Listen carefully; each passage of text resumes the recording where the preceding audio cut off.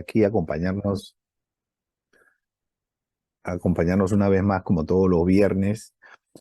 Bueno, el día de hoy eh, hemos querido hacer una remembranza a una de las normas que ha tenido muchísima influencia en las regulaciones, en los estándares y en las buenas prácticas en las organizaciones, ¿no? Y vamos a ver cómo se va relacionando esta norma o estándar internacional, muchas veces le llamamos norma, eh, se va relacionando con las diferentes disciplinas, ¿no?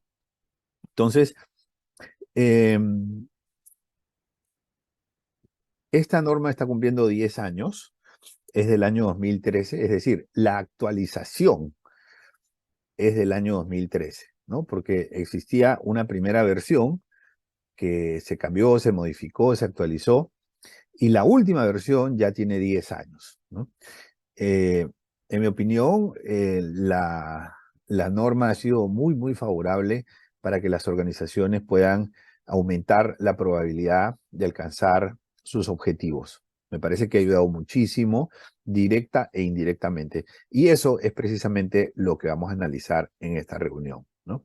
Bueno, entonces, primero que nada, recordemos que COSO es una organización que significa Committee of Sponsoring Organization of the Treadway Commission, ¿no? Treadway Commission fue una comisión del Congreso de los Estados Unidos que estaba encabezada por el, digamos, parlamentario Treadway, de apellido Treadway, y entonces varias organizaciones y gremios se autopropusieron para poder dar una asesoría a, a esta comisión del Congreso y poder ayudarlos a elaborar un conjunto de pautas y guías, ¿no? Y ahí precisamente nace la norma COSO eh, sobre control interno, ¿no? Pero COSO es una organización que agrupa a varios gremios, ¿no? Dentro de esos gremios, el más conocido y el más importante es el Instituto de Auditores Internos, que tiene filiales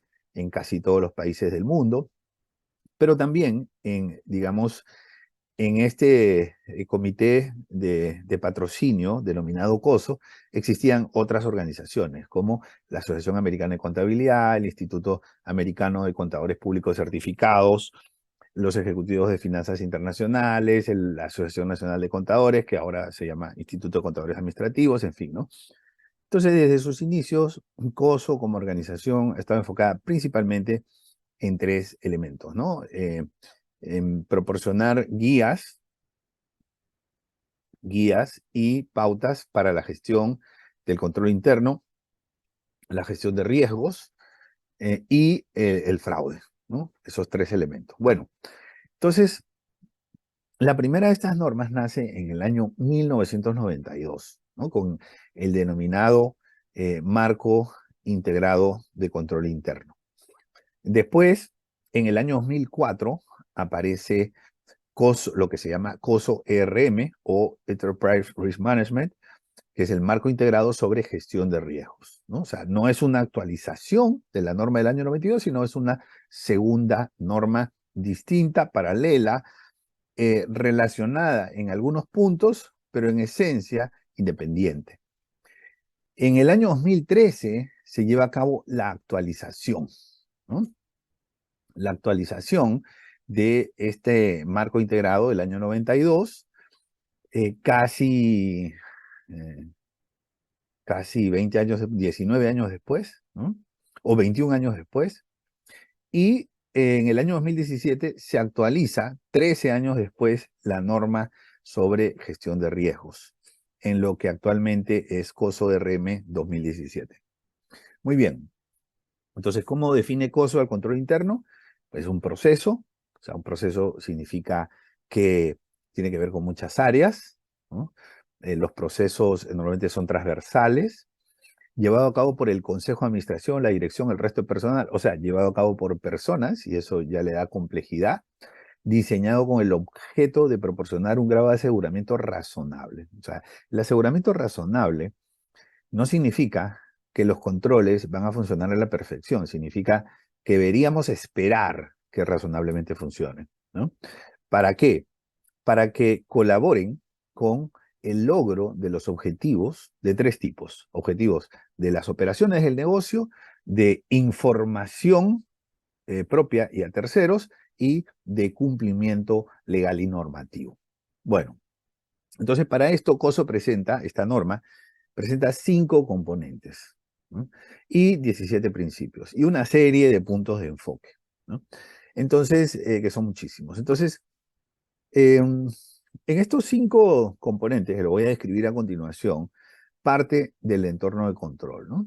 Entonces, siempre he dicho que cuando nosotros queremos construir una casa o un edificio, tenemos que pensar bien en qué base la vamos a construir, ¿no? Entonces, si es una base accidentada, si es una base de terreno duro, si es una base de terreno suave, si es una base, eh, digamos, que tiene algún accidente de la naturaleza, en fin, nosotros tenemos que eh, eh, entender bien sobre qué base vamos a construir para, según eso, asegurarnos que los cimientos son lo suficientemente sólidos y sostenibles para esa edificación.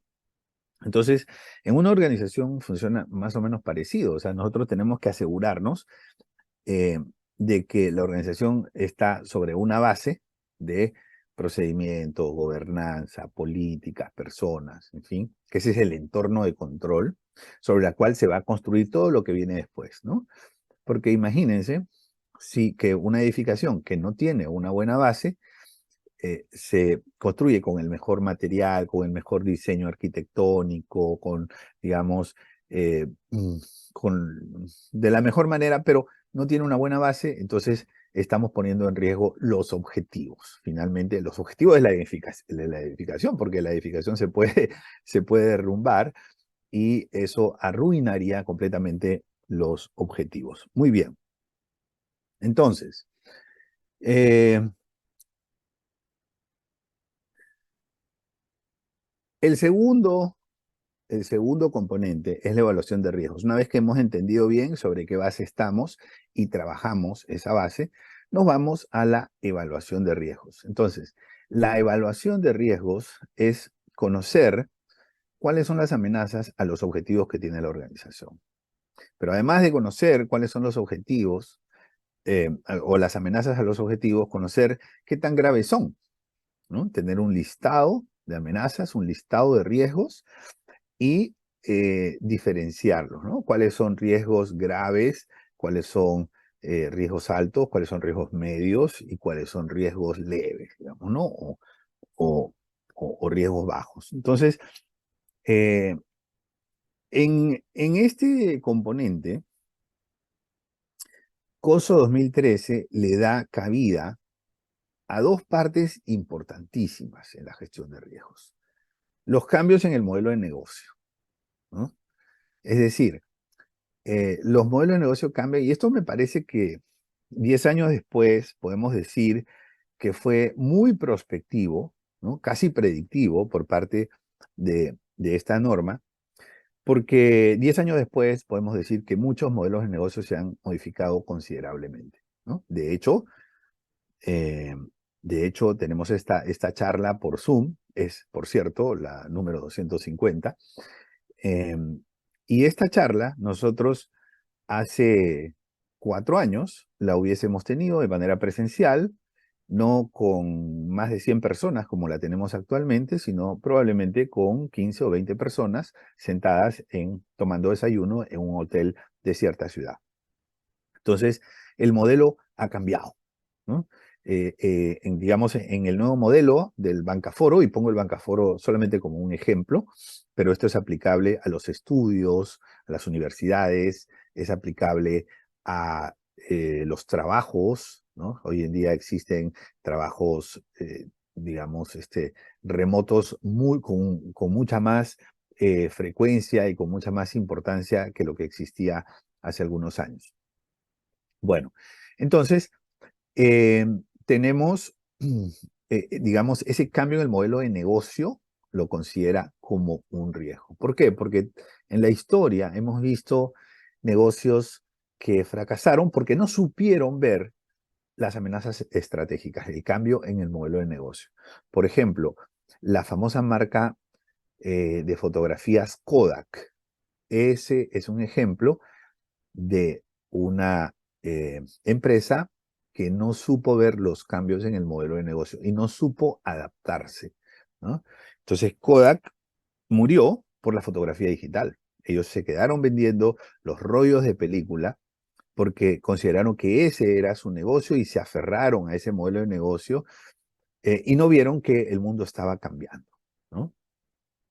Curiosamente, fue Kodak quien inventó la fotografía digital, pero no quisieron desarrollar ese producto para no canibalizar su principal fuente de ingresos, que era la venta de rollos de película, de rollos fotográficos. Entonces, ese es un ejemplo de cómo cuando las organizaciones no ven que viene un cambio en el modelo de negocios, nos podemos quedar atrapadas. Y no es que todas las organizaciones van a quebrar o van a cerrar, pero probablemente sí van a sentir estas amenazas y van a limitar su crecimiento, van a perder participación de mercado, van a perder rentabilidad. Entonces, si no nos anticipamos a los cambios en los modelos de negocio, vamos a sufrir como organización. Y eso ya me lo decía Coso en el año 2013, sin saber que iba a venir una pandemia, sin saber que se iban a dar cambios disruptivos, sin saber que la inteligencia artificial iba a tomar mucha preponderancia en los años siguientes. Eso ya era un elemento en que eh, se convertía en uno de los principios, ¿no?, que forman parte de este componente, la evaluación de riesgos. Otro elemento importante es el fraude. Entonces, se le da un espacio al fraude, digamos, de mucha relevancia en este componente. Y no solamente el fraude clásico, que es falsificación de documentos para obtener un dinero, o sea, no solamente ese tipo de fraude, sino también el fraude documentario, el fraude de información, el soborno, la corrupción, todos esos son elementos de fraude, ¿no? Entonces, hay digamos, una amplia gama de fraudes que presenta esta normativa, en donde la gestión de riesgos no se limita únicamente a los fraudes, a los modelos de fraudes clásicos, sino que tiene un espectro mucho más amplio. Ahora, el siguiente componente, actividades de control. Una vez que la organización en el rubro verde de la evaluación de riesgos ha eh, identificado y ha valorado las amenazas, pues no se puede quedar de brazos cruzados. La organización necesita implementar controles o también llamados mitigantes, ¿no? Entonces, y ahí entra el tercer componente, el de color azul, que son las actividades de control. Entonces, las actividades de control, ¿en qué consisten? Básicamente en que implementamos mitigantes para reducir el nivel de riesgo. Eso es. Porque los riesgos, ¿qué cosas son finalmente? Son amenazas al logro de los objetivos. Entonces, ponemos controles para reducir esas amenazas, ¿no? Básicamente, en eso consiste. Pero este componente es un componente fascinante porque los controles llevan, digamos, una serie de principios, tienen una complejidad natural, los controles. Y entonces, eh, en este capítulo de actividades de control hay un buen desarrollo de cómo podemos, digamos, de las recomendaciones de COSO para la implementación de controles, entre los cuales yo destaco, por ejemplo, el uso de la tecnología, ¿no? Hoy en día, el uso de la tecnología, y eso hay que decirlo con énfasis, representa uno de los principales aliados del control interno y de la gestión de riesgos. Hoy en día, gracias al uso de la tecnología, nosotros no necesitamos pedirle a a un cliente bancario su cédula de identificación, por ejemplo, ¿no? Entonces yo hice una transacción en un banco en Perú, donde todavía tengo cuenta, Fui a Ventanilla, quise hacer una transacción, era una transferencia a otra entidad bancaria y fui con mi cédula, mi documento de identidad para poder hacer la transacción porque mi lógica tradicional me decía que era el primer documento que me iban a pedir. Bueno, hice la transacción, ¿no? Y nunca me pidieron el documento. O sea, no hicieron la verificación clásica, ¿no? El señor, bueno, él es, la foto, ¿no? Esa típica verificación de ver la foto de la cédula contra la persona, señor, firme aquí. O sea, ese tipo de validaciones no hicieron. Fue un control totalmente tecnológico el que hicieron. El banco tenía una... bueno, yo les pregunté, ¿no? Porque como no me pidieron la cédula, yo me quedé con curiosidad y les pregunté este, cómo saben que soy yo, ¿no? Entonces ellos me pidieron mi huella digital. Entonces, me pidieron mi huella digital, obviamente el sistema del banco lo escanea y lo compara tecnológicamente y haciendo uso de la identificación biométrica, lo compara con el registro que tiene allá, el registro, digamos, electoral, ¿no? Allá se llama RENIEC, el registro donde están todos los documentos de las personas, la identificación de las personas. Eso está interconectado con el banco, ¿no? Entonces, el banco lo único que hace es validar la huella digital, ¿no? En el futuro yo creo que va a haber otro tipo de validaciones biométricas, ¿no?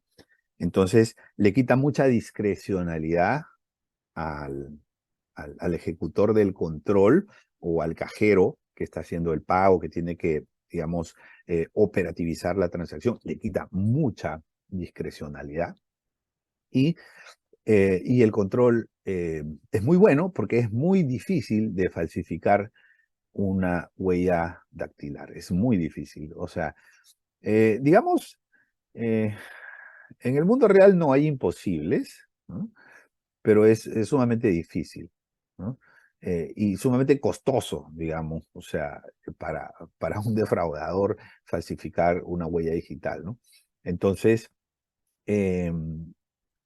esos mecanismos son los controles tecnológicos. Los controles tecnológicos, ya me decía Coso en el año 2013, cuando se publicó esta versión, Coso 2013 ya me decía, señores, pónganle ojo a los controles tecnológicos. De hecho, está establecido en por lo menos un principio, el uso de la tecnología en las actividades de control. Y eso es algo que 10 años después yo quisiera rescatar, ¿no? Porque hoy en día, claro, yo les cuento esta anécdota de la identificación biométrica, nos puede parecer interesante, pero una cosa es que yo les cuente a ustedes después que me ocurrió esa situación o esa anécdota, y otra cosa es haberlo previsto 10 años atrás, ¿no?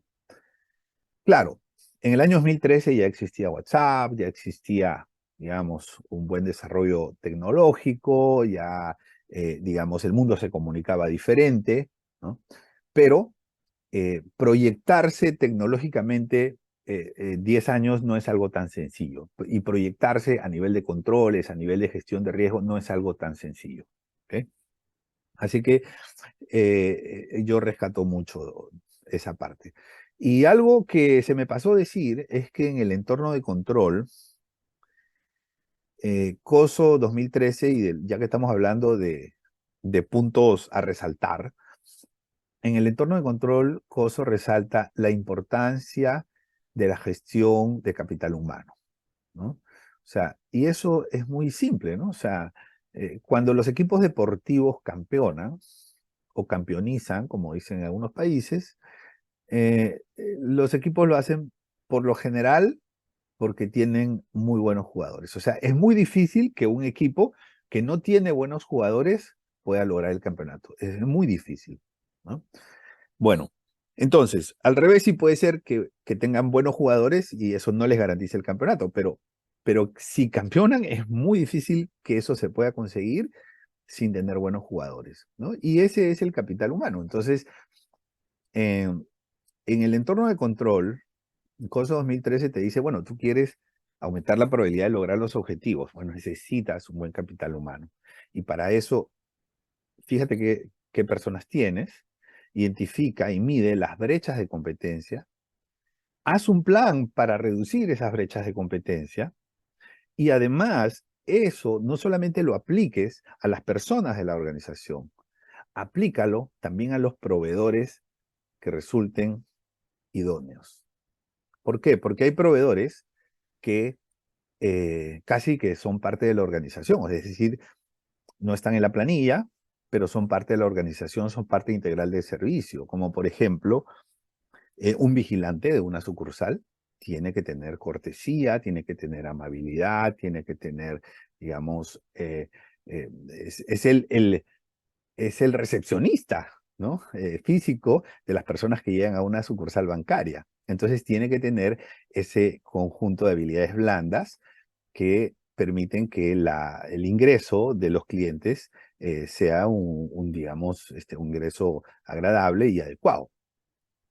Por ejemplo, los call centers, ¿no? Los call centers tanto de ventas como de cobros son call centers que requieren, digamos, que los proveedores que no están en la planilla, porque son un servicio contratado, se adecúen a las políticas, si tienen que mejorar algunas habilidades para el servicio, para, digamos, brindar una buena experiencia a los usuarios. Entonces hay que reforzar esas competencias, ¿no? Aun cuando no estén en la planilla, aun cuando sean proveedores. Esa parte yo rescato del entorno de control, porque normalmente las normas que vienen de los, digamos, los estándares internacionales, sobre todo COS 2013 tiene mucha influencia de gremios de contabilidad y finanzas, ¿no?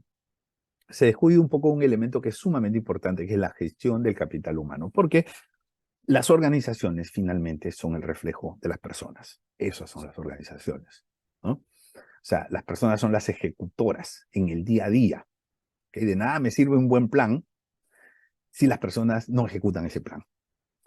Entonces, y así vamos al módulo o al componente cuarto sobre información y comunicación. Entonces, vamos a hacer esta secuencia, ¿no? Entorno de control.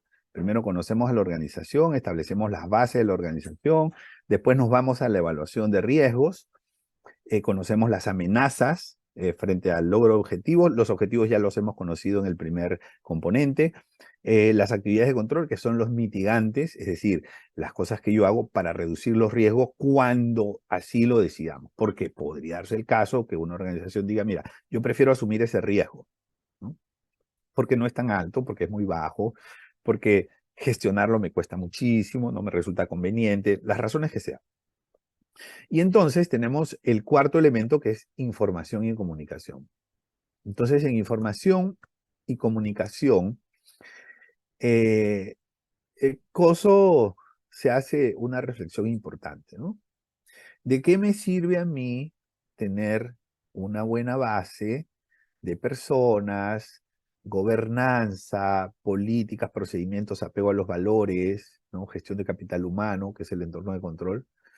¿Y de qué me sirve a mí haber identificado los 2.000, 3.000 riesgos que tiene la organización, haberlos valorado, les hemos puesto colores rojo, naranja, amarillo? ¿Y de qué me sirve haberle puesto controles y mitigantes para que esos riesgos sean una amenaza mucho menor si no comunicamos adecuadamente lo que estamos haciendo? Porque no nos olvidemos que los controles los van a ejecutar también las personas. O sea, los controles están en las políticas y en los procedimientos. Entonces, ¿quiénes van a ejecutar las políticas y los procedimientos? Las personas. Si no conocen adecuadamente el qué, el por qué y el para qué y el cómo, entonces difícilmente van a poder ejecutar con eficacia, con eficiencia, y los controles no me van a ayudar mucho. Entonces, la información y comunicación establece que tiene que haber, digamos, una buena comunicación, tanto interna como externa, ¿no? Y aunque Coso no lo dice explícitamente, no menciona, o por lo menos yo no recuerdo, eh, el término canales de denuncia, sí menciona explícitamente canales de comunicación independientes, ¿no? Y eso abre la posibilidad a que participen los canales de denuncia. Como lo he comentado en otras oportunidades, a mí me parece que el canal de denuncias es una oportunidad eh, buenísima de poder generar controles en el marco de buenas conductas y en el marco del cumplimiento interno, en el marco del cumplimiento externo, eh, políticas digamos, gestión antifraude. O sea, hay un buen aliado en el control interno que son los canales de denuncia, que como les comenté anteriormente, aproximadamente el 90% de las denuncias que llegan a estos canales confidenciales son denuncias ciertas. Por lo tanto, la sola implementación de un canal de denuncias, obviamente bien implementado, ¿no? Hermético, cumpliendo con todos los principios de los estándares internacionales de un canal de denuncias, es normalmente muy, muy favorable y un mecanismo de alta eficiencia para el control interno. Muy bien. Eh, y finalmente las actividades de supervisión, ¿no? Entonces, las actividades de supervisión, eh, mm, el enfoque, por lo menos lo que yo interpreto de la norma, es que en las actividades de supervisión se piensa en una mejora continua. Ok, ya sabemos que tenemos que establecer sólidas bases para construir un marco de control interno. Primero identificamos los riesgos, los valoramos, luego establecemos los controles, los mitigantes, después los comunicamos, pero siempre habrá oportunidades de mejora. Solamente careceremos de oportunidades de mejora cuando hemos hecho las cosas perfectas. Solamente no habrá oportunidades de mejora cuando lo hemos hecho todo perfecto. Pero ustedes y yo sabemos que eso no existe, que eso es una utopía. La perfección no existe. Existe la imperfección, ¿no? Entonces, ahí están las oportunidades de mejora, en la imperfección. Entonces, las actividades de supervisión entran a hacer evaluaciones y a raíz de esas evaluaciones se conocen cuáles pueden ser esas oportunidades de mejora, ¿no? Si esto se hace de manera continua, se hace de manera periódica, se hace de manera puntual en los casos donde se amerite, entonces vamos a entrar en un marco de mejora continua, ¿no? Y, y eso, ¿qué rescato yo de las actividades de supervisión? Bueno, muchísimas cosas, ¿no? Pero eh, hay un punto de enfoque que yo quisiera este, traer aquí a la conversación. Hay un punto de enfoque en las actividades de supervisión que es el seguimiento a las medidas correctivas. Entonces, normalmente, en la mayor parte de organizaciones, ¿cómo funcionamos? En la mayor parte de organizaciones, las actividades de supervisión las hace auditoría interna. No es el único, pero normalmente es quien, eh, digamos, tiene un mayor rol en las actividades de supervisión, ¿no? Porque estas actividades de supervisión vienen por encargo del Consejo de Administración o la Junta Directiva, Directorio o como se llame, y estas, digamos, este órgano de gobierno, que es el de más alta jerarquía, le concede a la auditoría interna, digamos, la representación, ¿no? La delegación para estas actividades de supervisión. Entonces, normalmente la hace la auditoría interna, pero no necesariamente lo tiene que hacer la auditoría interna. Puede hacerlo alguien interno, puede hacerlo también alguien externo, ¿no? O sea, alguien interno me refiero a un área paralela que no sea auditoría interna, ¿no? Puede ser autoevaluación también, eso es una forma de actividad de supervisión. Pero no solamente autoevaluación, o sea, autoevaluación como un mecanismo de complemento, por ejemplo, a una auditoría interna es muy bueno, ¿no? Pero solo autoevaluación sin auditoría interna, eso no es tan bueno porque claramente hay un conflicto de interés. Entonces, Hay muchas formas de hacer la supervisión, pero la forma más clásica es la auditoría interna. Y aquí vamos a hacer una reflexión, ¿no? Entonces, te voy a contar una anécdota, ¿no? Porque normalmente las organizaciones tenemos una percepción un poco especial de los auditores internos. Y sé que aquí también hay muchos auditores internos que nos siguen, les mandamos saludos, y los auditores internos, ellos mismos me han reconocido en conversaciones que son vistos muchas veces como policías, y que a veces son policías. Algunos me han dicho, sí, a veces yo soy policía. Entonces, eh, son como los policías. Eso está cambiando. O sea, hay una gran ola de cambio impulsada por el Instituto de Auditores Internos, impulsado por varias organizaciones, para cambiar un poco esa percepción que hay y incluso el estilo de trabajo que tiene el auditor interno, ¿no? Que es el controlador, castigador, temido, digamos, ¿no? Pero todavía prevalece en muchas organizaciones ese temor natural al auditor, ¿no? Entonces, y esa poca interacción, o sea, el auditor debería ser una persona con la que nosotros podemos conversar, a la que le podemos hacer preguntas y que me puede dar opiniones sin participar en, digamos, en la gestión de la organización, ¿no? Entonces, la coordinación con el auditor también debe incluir en qué fechas va a ser la inspección o la auditoría para poder prepararnos y atenderlos de la mejor manera, ¿no? Porque si no existe esa coordinación, de repente ellos llegan y tenemos de las 4 personas, una con licencia de maternidad, otra de vacaciones, otra se enfermó y entonces no los podemos atender. Y al final el perjuicio no solamente es para el área, sino también para digamos, auditoría interna que no puede hacer efectivamente su trabajo. Entonces, la coordinación y la interacción que tiene que haber con auditoría interna es, digamos, es importante que se haga de la mejor manera, ¿no? Entonces, aquí yo rescato algunas cosas. Miren, muchas veces llega el auditor, hace su informe de inspección, de auditoría, encuentra hallazgos, ¿no? Bueno, les puedes llamar hallazgos, inconformidades, incumplimientos, como quieras, ¿no? O sea, cada uno tendrá una forma distinta de llamarlo, pero bueno, son los hallazgos, ¿no? Los llamados de atención. Y entonces, ante ese llamado de atención, la respuesta clásica es un plan de medidas correctivas, ¿no? O sea, vamos a corregir esto, de ahí viene el nombre de medidas correctivas, vamos a corregir, vamos a arreglar lo que está mal, vamos a arreglarlo, vamos a dejarlo bien. Y se llama plan de medidas correctivas. Bueno, muchas veces eso se queda en plan.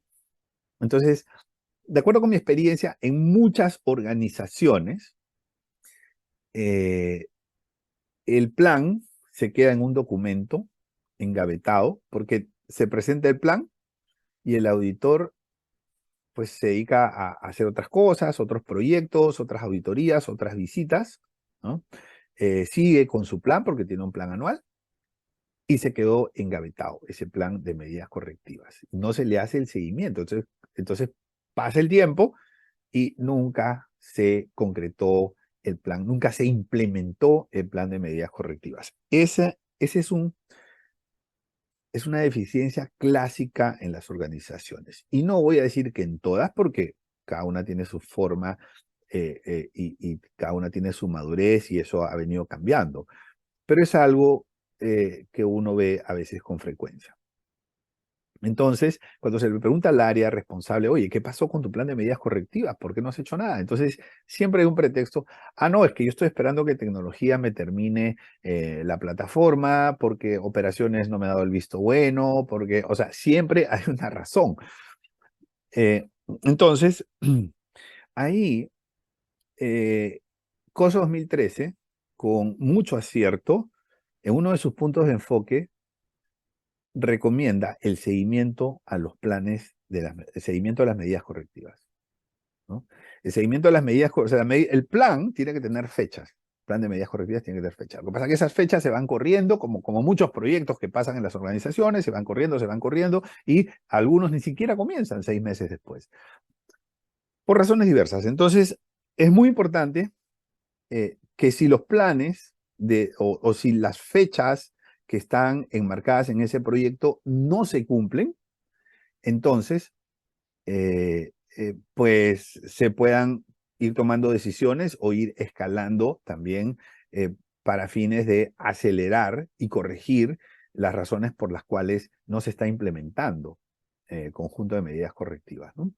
Entonces yo rescato mucho eso en las actividades de supervisión. Y otra cosa, para terminar, digamos, esta parte, otra cosa que aparece en las actividades de supervisión es que tiene que haber una evaluación del supervisor, auditor interno, quien sea, el que supervisa, digamos, el control, ¿no? Entonces, el que supervisa el control tiene que emitir un juicio, ¿no? Si el control se está cumpliendo, si no está cumpliendo, por qué no se está cumpliendo y qué tan grave es, ¿no?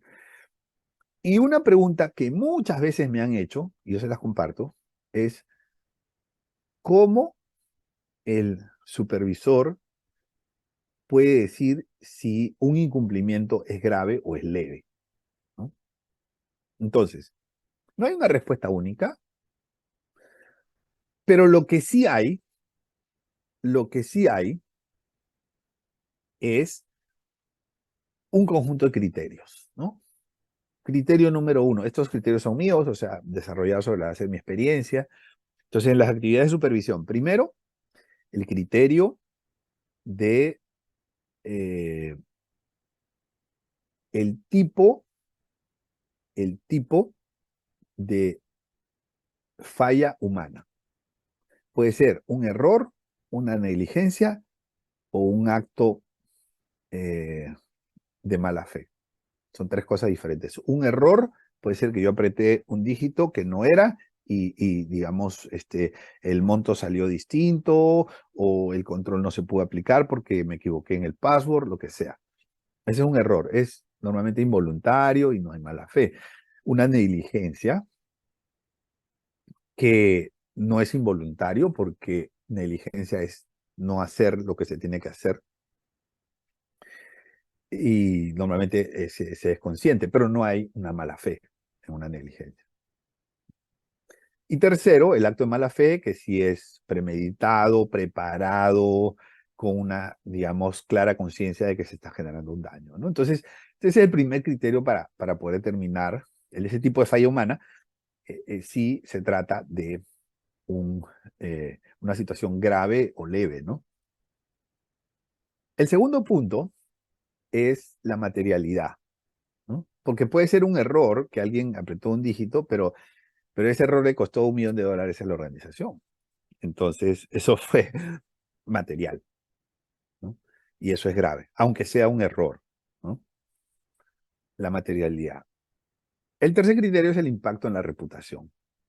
O sea, si error o no error implicó una afectación a la reputación, que normalmente es lo más valioso que tienen las organizaciones y que es lo que genera su forma de relacionarse con sus grupos de interés, con sus clientes, con sus proveedores, con todos los demás. Entonces, si se afectó la reputación, se puede calificar como grave, ¿no? Otro criterio es la continuidad del negocio. Si se afectó la continuidad del negocio, se puede calificar como grave, ¿no? O sea, imagínense que alguien se olvidó y por lo tanto, si es un olvido, es un error o una negligencia, por ahí, una de esas dos, dependiendo. Entonces, se olvidó de solicitar el mantenimiento a los aires acondicionados, los cuales se dañaron y estos aires acondicionados terminaron afectando el cuarto frío de tecnología y se calentaron los racks, explotaron y por lo tanto, digamos, el sistema se vino abajo y perdimos continuidad de negocio por 3 días, ¿no? Entonces, eso es grave porque afectó la continuidad del negocio y tiene además otros colaterales, porque o sea, cuando un negocio se cae, sobre todo un negocio, digamos, masivo, que atiende a muchas personas, no esperes que hablen muy bien de ese negocio en las redes, ¿no? Y no esperes que se genere una percepción negativa y un daño a la confianza en esa organización. Entonces, esos son algunos criterios que les puedo mencionar, ¿no? Entonces, he tratado más o menos de resumir porque desafortunadamente el tiempo no nos da para desarrollar los 17 principios y menos los puntos de enfoque.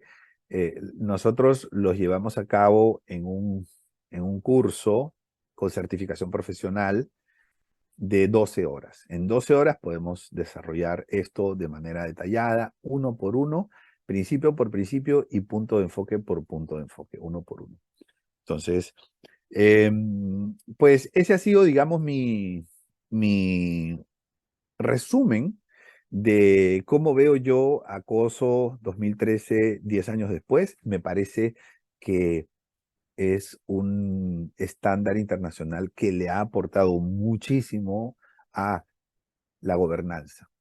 Es decir, cuando ustedes revisan, y lo hemos hecho, hemos revisado nosotros en el Bancaforo los acuerdos y las normativas sobre gobierno corporativo en entidades bancarias de varios países de Latinoamérica, tienen, digamos, los que han preparado esos reglamentos han leído COSO 2013, con toda seguridad.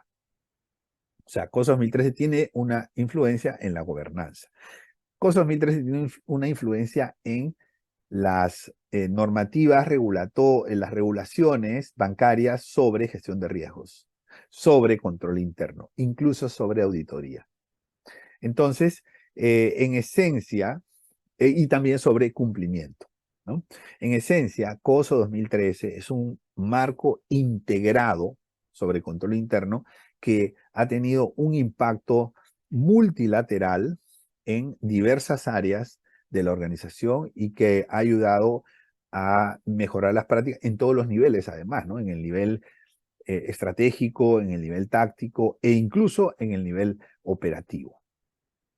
Muy bien, amigos, muchísimas gracias por su atención. Para mí ha sido un gusto presentarles esta remembranza y también resumen de paso de COSO 2013, 10 años después. Muy bien. Bueno, de mi parte, si tienen alguna pregunta, con mucho gusto. Aquí estoy un poco abrigado, como pueden ver, estoy en Buenos Aires. Esta semana me invitaron a dar una conferencia en Montevideo, Uruguay. Tomé mi ferry y me vine a Buenos Aires. Ayer estuve en una comedia. Esas son las cosas que me gustan de Buenos Aires, ¿no? El teatro, las artes, los eventos culturales, esas cosas. Así que aquí estamos con un poquito de frío, estamos en la época fría de Sudamérica, ¿no? Vamos a ver qué preguntas tenemos por aquí. La presentación, claro, la presentación la enviamos con mucho gusto, pero no solamente enviamos la presentación, también el link, ¿no? El link. Por aquí nos dice Reinaldo dice con mucho orgullo, director de auditoría, muy profesional. Sí, sí, digamos, como les decía, los auditores hay digamos, un cambio importante, sobre todo en los auditores internos, ¿no? Muy bien. Em, el cambio es como que están dejando de ser policías para convertirse en médicos, ¿no? En médicos. O sea, un médico finalmente es un consejero, ¿no? Porque si tú tienes el colesterol alto, o sea, el médico no te va a curar si tú no quieres curarte. O sea, pero el médico te puede aconsejar, te va a decir, mira, tienes que comer verduras, tienes que hacer ejercicio, tienes que dejar de comer grasas y estos alimentos, ¿no? Y tienes que tomar estas medicinas. Eso es lo que te va a decir el médico. Y depende de uno, ¿no? Entonces, eh, digamos que ese rol del médico que te aconseja porque sabe, porque conoce, porque ve, es, digamos, el rol que está reemplazando al antiguo rol de policía en los auditores internos de las organizaciones, ¿no? Muy bien, listo, perfecto. Bueno, amigos, por aquí tenemos un par de preguntas. ¿Se puede hacer cosas sin ver controles? No, pero sí se puede hacer controles sin ver cosas. Porque controles es el componente tercero, central, importante, ¿no? Que es el corazón de COSO 2013, ¿no? Controles es el corazón, es el tercer componente. Yo le quito ese componente y ya no es COSO 2013, ¿ok? Pero yo sí puedo poner controles sin estar alineado con toda la estructura, ¿no? Del estándar internacional de COSO 2013.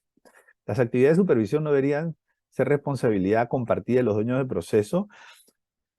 Las actividades, a ver, vamos a distinguir las actividades de supervisión y las actividades de implementación. Las actividades de implementación y de mejora continua, sí, pero las actividades de supervisión no son una responsabilidad que le toca a los dueños de los procesos. Ellos se encargan de la implementación y de la búsqueda de la mejora continua, pero la supervisión es otra cosa. Es como que yo les diga a ustedes que yo soy responsable de mi propia auditoría, ¿no? O sea, no podría ser. Tendría que ser otra persona para que haya una supervisión independiente, ¿ok?